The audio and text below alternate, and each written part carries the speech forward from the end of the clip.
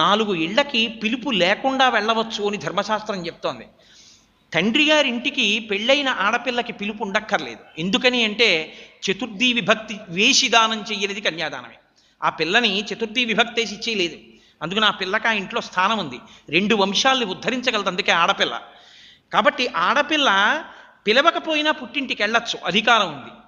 జనక గురువుగారి ఇంట్లో ఏదైనా ఉత్సవం జరుగుతుంటే గురువుగారు పిలవాలని నియమం లేదు, గురువుగారి ఇంటికి వెళ్ళచ్చు. సుహృత్ మంచి స్నేహితుడు, అతను పిలవలేదని ఆగకూడదు, అతని ఇంటికి వెళ్ళాలి. జననాయక భూమిని పరిపాలించే రాజు ఇంట్లో ఉత్సవం జరిగితే వెళ్ళచ్చు. చనుచుందురు పిలువకున్న సజ్జనులధిప వెడుతుంటారు కదా, ధర్మం కదా, మా నాన్నగారు పిలవాలని ఎక్కడుంది కాబట్టి నేను వెడతాను, మీరు వస్తే బాగుంటుంది. ఆయన అన్నాడు, నాకేం కోపం లేదు పార్వతి, నీకెప్పుడు చెప్పలేదు, ఒకప్పుడు మీ నాన్న నన్ను ఇలా అవమానించాడు,